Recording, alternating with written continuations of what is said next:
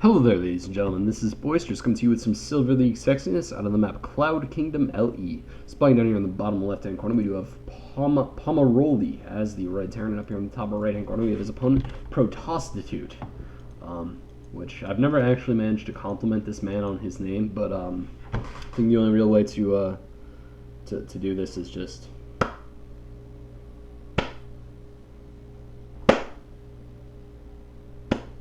it's a good name. That's really all I can say about it. Protostitute. I love it. I love it. I've always loved it. I've just never actually commented on it.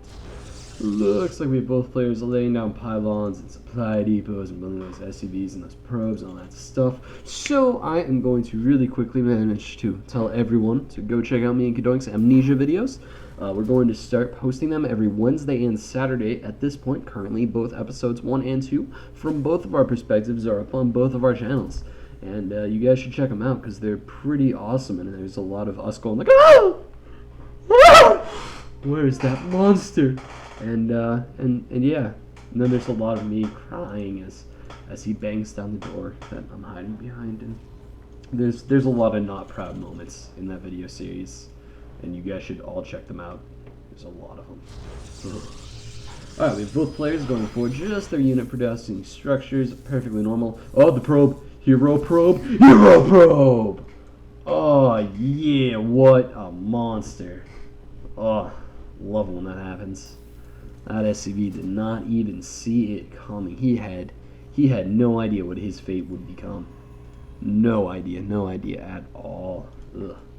We have the assimilator coming down, very, very standard PvT stuff, which is awesome, and it's great to see everybody do the exact same thing every game that they ever play, ever. Man, can't wait for HOTS.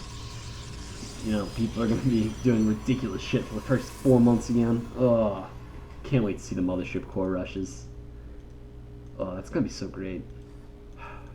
Blizzard, I need a beta password thing. Way I can commentate HOTS games too. Be awesome. Be spectacular. And we do have the orbital commands coming out from Pomarolli, along with a cybernetics core for his opponent Protostitute. And yeah, nothing. No, it's probes and pylons and probes and pylons and probes and pylons. And you guys should go watch Amnesia. It looks like we are going to have a fairly standard gasless FE coming up from Pomarolli at that point, and Protostitute. The probe killed one of your workers, one of your opponent's workers. It was a brave hero probe. He wasn't brave enough. He couldn't hold on. He just couldn't hold on. I would be expecting Protostitute to go for a reasonably fast Nexus here, because honestly, if you hold off when you're playing as Protoss when you're against the Terran, you're just not silly. I mean, unless you're going for some sort of one-base timing push, it's kind of stupid to hold off, because Terran players are just going to get an economic lead on you, and it's kind of hard to fight back from that. It looks like we have a bit of a supply block going down here onto this on the sentry, but that is perfectly a-okay. He's actually stockpiling up a lot of gas at this point. I'm surprised he has his 2 geysers out this early. Usually at this point, the Protoss player is just dropping their second geyser, and they have not yet, gone to the top. However, it looks like he's going to go into some level of 3-gate play. I'm not sure. He might drop a 4th. I mean, he still hasn't expanded yet, so that's a little bit sketchy. But I don't know. He's definitely falling pretty far behind when it comes to economy, just because of how far along this command center is. But he is nowhere near, losing it yet. And is he about to snipe off the Marine? The Marine! Stalker taking the hull damage, and beautiful micro on that Marine. It is going to be a perfectly fine. Well, not perfect. I mean, he has 5 health. He's missing a leg, but he lived, and that's the important part. Not perfectly fine, I guess. It looks like we are having a good mixture of gateway units, not pure stalkers, not pure sentries, just a mix coming out from Protostitute, even though at this point he could and probably should just be making pure sentries, because he just has so much gas, and minerals are fairly good for building these Nexus things. And sentries are actually absolutely freaking spectacular versus Terran. Freaking amazing. So I would be expecting to see their numbers bump up for the mid game. Pomarolli is building a second bunker. This is a bit too safe. One bunker is perfectly fine when you're against a Protoss player. Just, drop a bunker, leave a Marine maybe at his front, or maybe an SCV or something like that to scout. And then, really, you shouldn't need that second bunker, especially in Silver League, because usually players aren't that aggressive, and usually if they are that aggressive, they're typically not good at getting those force fields off that surround bunkers. And I've seen plenty of players that can do that absolutely fantastically, and that's how they progress up through the leagues. But usually, if they can do that well, they don't stay in Silver League that long unless they just play against Zerg all day and they suck versus Zerg, which is a complete possibility. It looks like Pomarolli is finally getting his factory up. This is actually extremely late. Ugh, this medevacs are going to be slow as hell. You see the Chrono Boost stockpiling a little bit. It hasn't hit 100 yet, so I can't quite bitch at him, but I'm eagerly waiting. I'm eagerly waiting. He's 8 away. Oh, yeah. Am I gonna... Oh. Damn it! Motherfucker. Oh, man. I was cracking my knuckles. I was getting my, macro mechanics. Get them going. Then he actually played well. Sometimes people are so mean to me. I just wanted to make fun of somebody for once. Man. Oh well, we have the robotics facility just now wrapping up. I wonder what he's actually going to be producing out of this. I'd be expecting, 1 or 2 observers, as is the norm. The big question is, what's he going to make after that? He doesn't really need immortals, and he has not yet started his tech up to Colossus, despite the massive amounts of gas. And that's an interesting choice. Usually players don't go for this Twilight Council, especially if they go for a Robo first. Usually the Twilight Council is the first thing off if you go for a Robo. Or if you go for... if you're going to go for a Twilight Council, usually it's the first thing off the ground is what I meant to say. And then it's usually a Blink Stalker play after that. But this is kind of interesting. Maybe he's a bit afraid of Banshees. Maybe they've happened a lot in the past. I guess that's a possibility. But still suspicious. And he still has a crap ton of gas. Why does he have all 4 geysers? You do not need all 4 geysers yet, Protostitute. You are not nearly into that area of your tech progression. And it looks like he is starting off that legs along with a Templar's Archives and another gateway. So this is going to be going up into 4-gate production and Storm probably. I mean, I guess this could be Archons. It could be a charge on Archon timing attack, which would be pretty normal and pretty standard and pretty average. But I like Storm, so I'm going to say it's going to be Storm. Because I'm pretty sure... Oh, macro mechanics. Protostitute, what you doing, man? Look at all these things that you could be chrono boosting. You could be chrono boosting that. Or you could be chrono boosting that. Maybe this once it gets kickstarted. Maybe that. You could start researching something and then chrono boost it. Come on, you have 2 full nexuses. What you doing, man? And it looks like these observers are going to be successfully denied, because this is quite a bit of missile turret coverage. Did he actually manage to swing one in before those missile turrets came up? Yeah, he did, but then it got taken out at the front, which is a little bit annoying. He didn't get to see the saturation at the natural, because it's interesting that he doesn't have this Vespene Geyser. It kind of shows that he's not going to be going that deeply into tech. Instead, he's going for this sort of just double medevac play and really low Marauder numbers. Just one of these barracks are producing Marauders currently, and only one of them actually has reactors. So he really has has not the gas-centric army. It looks like Psionic Storm is now coming up from this Templar Archives. I'd be expecting chrono boosts on all of this stuff right now, but Charge is wrapping up, which is pretty nice. Charge is a nice upgrade. It's cool to have. Your Zealots go all move all fast, and they're fast, which is fairly awesome, especially when you're playing against somebody with just so many Marines. Because if you can manage to wrap those Zealots around and then get Psystorms down, it's not even a competition. It's kind of just a slaughter. We have this scouting factory not quite being that great at its job of scouting. I don't think it's actually moved from this location for quite a while, so it's kind of just the sitting factory. This is probably the party factory. You can even tell it's rocking. I bet it's pretty raucous in there. There's guys fist pumping and girls fist pumping and loud music playing, just boosh, boosh, boosh, boosh. But I'm sure Protostitute will shoot that down later, and it'll kind of suck for them. It looks like we have a bit of a Zealot Warp loading up and then unloading, and then, you know, getting some Templar in there, which is kind of nice. It's going to be going for all 4 Templar, maybe dropping in a couple Zealots, maybe a Sentry. Ooh, a Sentry, that would be kind of nice. Force field off these areas and then get double storms down. Ugh, so many SUVs dead. It looks like we have Pomarolli not understanding what it means to have SCVs working. Seriously, Pomarolli, their unions are not that good. You can actually you can keep them working for most of the day.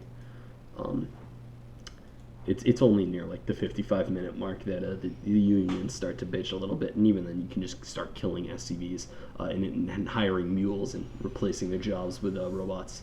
And it looks like we have the Marine push about to head out, but this is a pretty strong force. All these Templar are about to have 1 storm, which is nice. There's an Archon here. The only issue is that this area is not going to go well for such a Zealot-based play, because Zealots in large numbers like this, they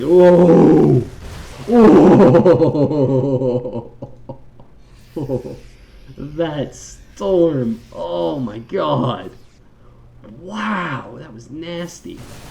But anyway, this location actually isn't that great for Zealots because they kind of act like Zerglings in areas like this, where you don't want them in choke points because they can't quite get a full surface area and they can't quite do the full extent of their damage. Now, of course, they're way better at Zerglings in tight areas. They're just slightly worse than something like Stalkers. But, oh, with these Psy Storms, it does not even matter. Looks like Pomarolli's going to looks like Protostitute's going to step back a little bit. That's really just get another warp into Zealots because his army is just so much stronger than Pomarolli's right now. Pomarolli just got absolutely creamed. His macro is actually doing fairly well. He could probably add on like another 4 or 5 barracks at this point. He's getting quite high as far as that minerals go, and it looks like he's just going to be adding in a little bit of a Ghost Academy. Ooh, nice.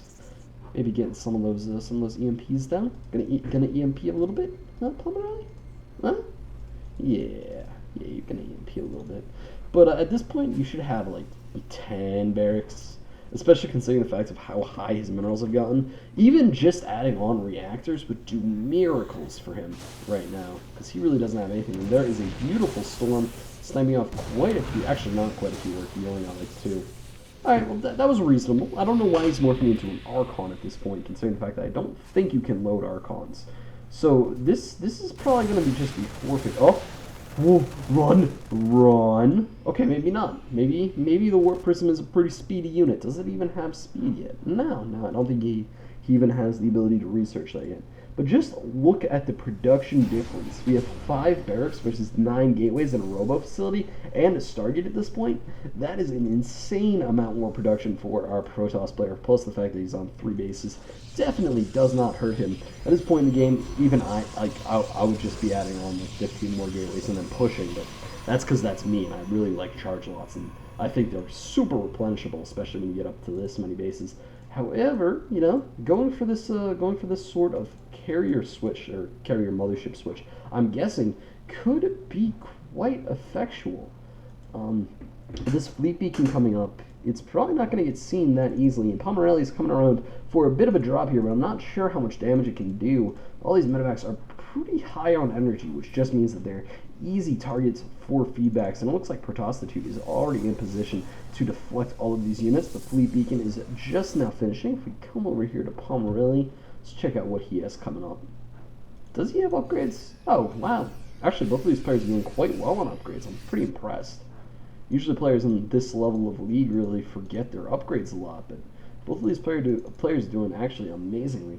The only thing that Protostitute's really missing is ground upgrades, it's ground weapon upgrades, and that's probably just because, you know, you don't need weapons that much if you're going for a primarily Storm-based army, which he kind of has running for him right now. He has, what, 6 Templar in the main army, 4 Templar up here. That is a crap ton of Templar. Oh, so many Templar. I would not want to face that army. It looks like Pomarolli is going to be coming in for this drop, and oh, are they going to get... Ooh, these medevacs. These medevacs. Oh, they're coming in for the drop. That's not a good spot for the drop. There's a storm. Oh, yep. Ouch. He basically just killed some Zealots there.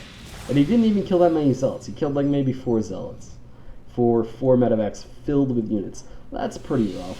We do have the carrier switch now coming up, and I don't even think he got the scout on the carrier switch. This is going to be a complete blindside. He doesn't even have Viking production really up to date, nor does he have any sort of air weapons, which his opponent is now going to be starting to build up. I think.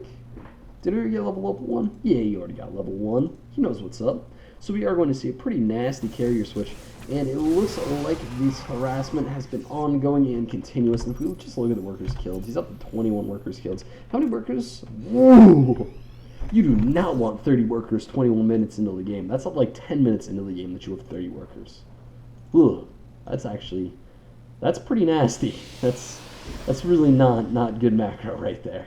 I don't know how he has so many minerals with so few workers. Oh, right, he's Terran. Yeah, right. Mules. I forgot about those things. And he's not even good at... Okay, alright. Not chrono boosting, I can understand that. Not muling, I don't get it. I don't get it. There's always something to mule. There is always something to freaking mule. Look at all these minerals. Look at that mineral. Look at that mineral. Look at these minerals. There's so many. There's just blue things laying down on the ground that you can't pick up. Oh well. Looks like the Warp Prism is now sitting at the front door of Pomarolli, and Protostitute is absolutely destroying his opponent as far as macro goes. He has another 3 carriers on the way, which bring him up to a grand total of 6. All of these carriers now have a total of 8 interceptors, and there is plenty of High Templar on the ground ready to back it up, along with a shit ton of Archons and charge lots.